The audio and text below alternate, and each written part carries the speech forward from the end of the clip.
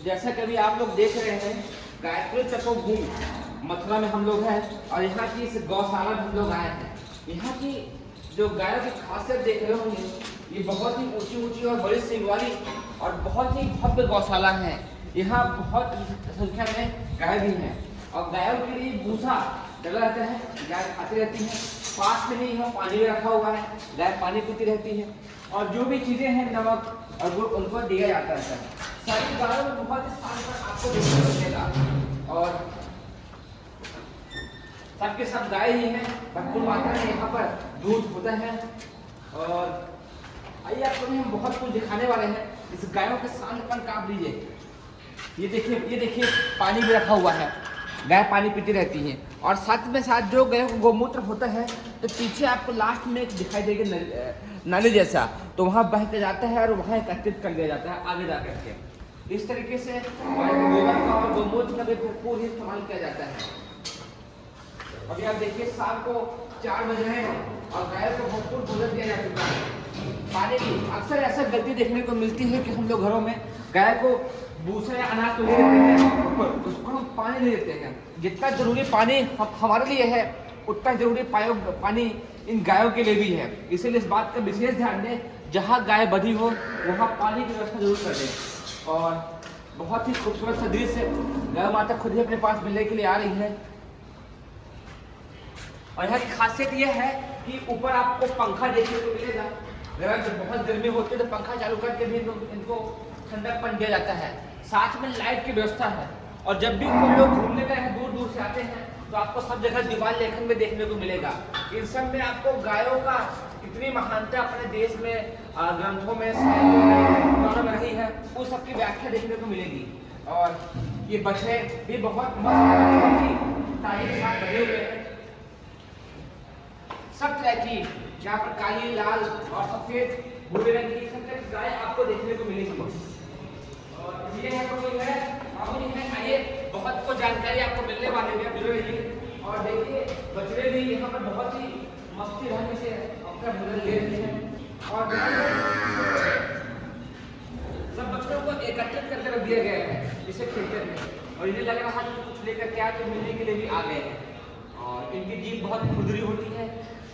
देखिए कोई बात नहीं कि दांत बहुत छोटे और उतने वो नहीं होते हैं, तो कोई दिक्कत की बात नहीं है।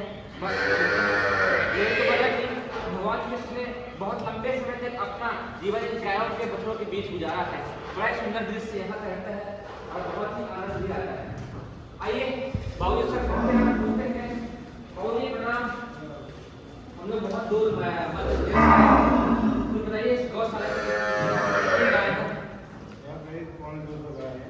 पौने 200 गाय है। सब गाय यही की है, बाहर से नहीं आई है। कौन कौन से नस्ल की गाय है? दो ही नस्ल की गाय है, गिरी और साहिवाल। कितने कितना दूध देती है साहिवाल नस्ल की गाय एक बार में? अच्छा, सुबह शाम। जो लोग बोलते हैं देसी नस्ल के गाय जो है उनका दूध बहुत कम होता है, उनको यहाँ आकर देखना चाहिए कि 10 से 12 लीटर का दूध दिन में एक गाय दे देती है ना। और आप लोग कुछ इस्तेमाल करते हैं गौमूत्र का और गोबर का? गोबर की संख्या बनाई जाती है। हाँ, जैसा कि आपने देखा था, हम लोग बहुत हवन कुंड होता है वहाँ, तो इस हवन कुंड में इसी गौशाला से गोबर एकत्रित करके उसी का समुदाय बना करके पूरा उसी की आहुति करते हैं। और हवन कुंड की बहुत बड़ी खासियत है। अब जो दूध होता है उसका क्या इस्तेमाल करते हैं? यहाँ से मंदिर में जाएगा, वहाँ जो कार्यक्रम प्लान जाएगा, कैंटीन में चला जाएगा, बच्चे का जो घी निकाल दिया जाएगा, जो दीपक वगैरह। अच्छा, जैसा कि आप देख रहे हैं, इस दूध को बेचने का काम नहीं करते हैं। जो लोग जीवन दानी हैं उनको दूध दिया जाता है। पास में कैंटीन है जो अपना खुद गायत्री परिवार को उसको दे देते हैं और बाकी दूध का घी निकालते हैं और उस घी से दीपक जलता है। अभी समय के साथ हम लोग रिफाइंड तेल का दीपक जला रहे हैं, जो कि गलत है। जहाँ तक संभव हो तो प्योर सरसों का तेल या फिर जो भी सीजनल तेल है या फिर घी का ही दीपक जलाना चाहिए। तो कैसा लगता है आपको उन गायों के बीच रह करके? गाय के नीचे बड़ा आनंद आता है, बहुत ही आनंद आता है। सेवा करने का पुण्य अलग मिलता है। गायों की देखिए कितनी अच्छी आस्था है, गायों की सेवा करने का पुण्य मिलता है और आनंद आता है। तो आप सबको भी जब भी मौका लगे इस गायत्री तपोभूमि की गौशाला में जरूर आइए। इन गाय ऐसी भी है कुछ जो मारती उड़ती गाय है ना, कोई नहीं, सब खुली रहती है। गायों का दिन में पानी कितनी बार देते हैं?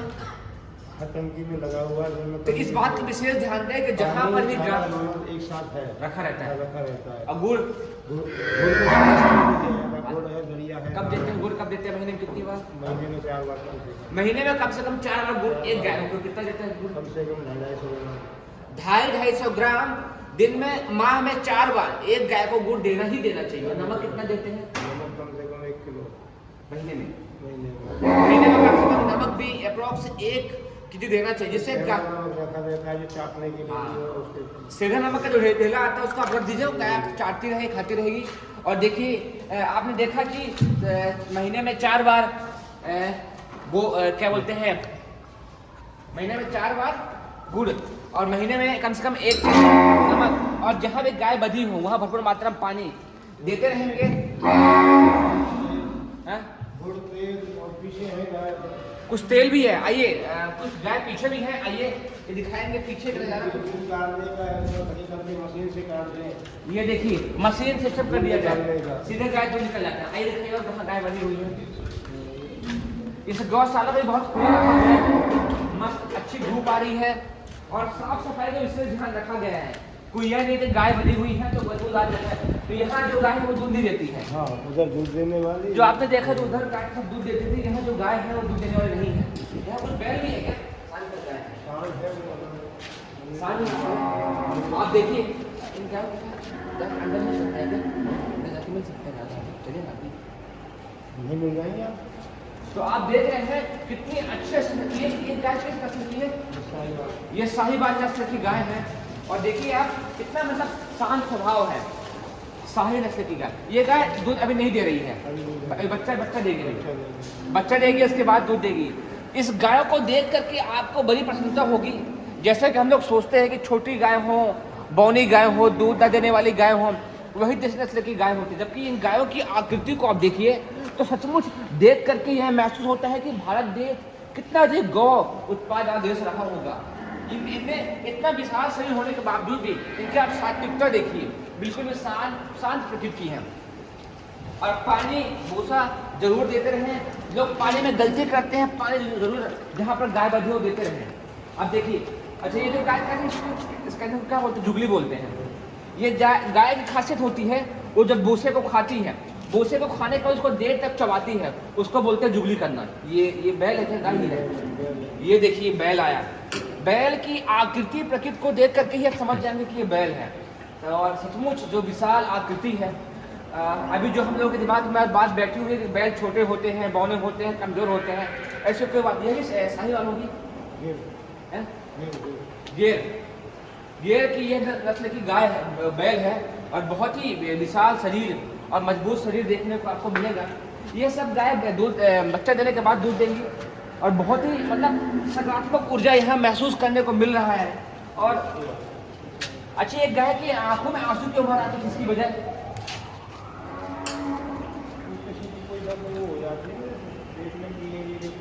अच्छा जब शरीर में किसी तरह कुछ तकलीफें होती हैं या ऐसा कुछ तकलीफ महसूस की होगी या गर्मी की वजह से ये देखिए गौमूत्र, यही गौमूत्र है जो जिसकी भारत देश में बहुत तरह की दवाइयाँ बनती थी। गौमूत्र अर्थ, यहाँ तक कि घरों में जो पूजा होती है वहाँ भी पंचगव्य बनता है, उसमें गोबर, गौमूत्र, गौघृत, गौदूध और गौदही का इस्तेमाल किया जाता है। तो आप और हम सभी जब भी मौका लगे कि गायों के गौमूत्र का भी उचित मात्रा में उपयोग कर सकते हैं। विशेष ध्यान दें, पानी, गुड़, नमक तो भरपूर मात्रा में मिलता ही रहे। आप एक बार दिखाइए, सब जगह कैमरा भी लगा हुआ है, कैमरा और पंखे भी लगे हुए हैं कि उसको भरपूर मात्रा में हवा लगती रहे। और कुछ बताइए खासियत गायों के बारे में। 4 किलो 3 किलो दाना दिया जाता है। अच्छा आइए दिखाते हैं जो गाय को दाना देते हैं। साबुत अनाज आता है, गेहूं जो चना ज्वार मक्का बाजरा वो सब। ये देखिए, कोई ये नहीं कि हम खाएंगे। ये साबुत अनाज है, इसमें गेहूं भी है, जौ भी है, चना भी है, दाल भी है, ये सब कुछ मिक्स। एक गाय को कितना देते हैं? 3.5 किलो डेली, सुबह शाम मिला के। सुबह कितना? 2 किलो सुबह। अच्छा ये जो अनाज देख रहे हैं पानी में फुला के, पानी में फुला के रखे हैं, इनमें फुला देंगे 10-12 घंटे। इन अनाजों को 10 से 12 घंटे पानी में फुला देते हैं और फुलाने के बाद सुबह और शाम मिला के 4 केजी के आसपास, मतलब 2 केजी सुबह और 2 केजी शाम को अनाज को मिक्स कर देते हैं भूसे में। अच्छा, भूसा आपने सूखा दिया है यहाँ पे?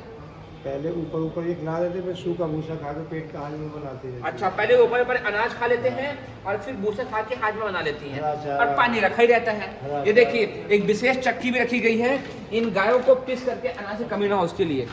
तो यदि हम सब भी इन तरीकों से गायों का इस्तेमाल करेंगे और आजा आजा आजा आजा, ये देखिए कोई ऐसी आकृति नहीं है कि आपको देख रहे होगी।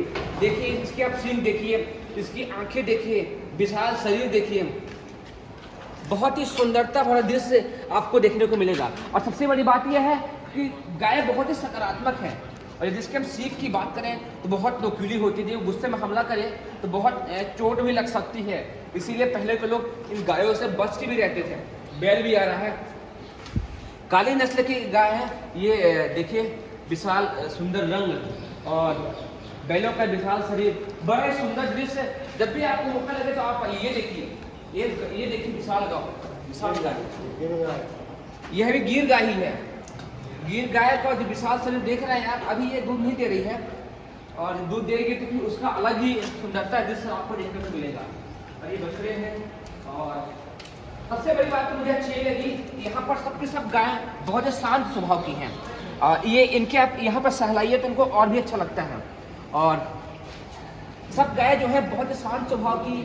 अच्छा, यहाँ पर म्यूजिक व्यवस्था है ना, किस लिए बजाते हैं वो?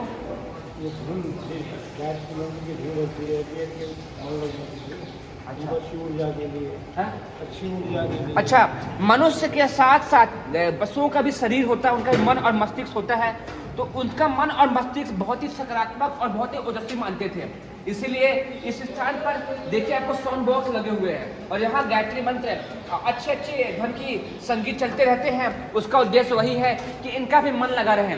मनुष्य अब इतना स्वार्थी हो गया है, केवल खुद खाओ खुद मजे लो, जबकि मनुष्य को चाहिए कि अपने साथ साथ इन छोटे मोटे जीवों का भी मन अच्छा रहे, उनके लिए म्यूजिक लगाया गया है। तो आप सब भी जहाँ भी हैं वहाँ इन गायों को विशेष ध्यान दीजिए। और कभी आपको लगे कि इन गायों के साथ घूमिए, आप बैठिए इनके साथ, तो बहुत ही मज़ा आपको आने वाला है। अब देखिए इस गाय का मन लग गया है मेरे साथ, ये बहुत ही मस्ती के साथ खेलना चाह रही है। आ जाओ,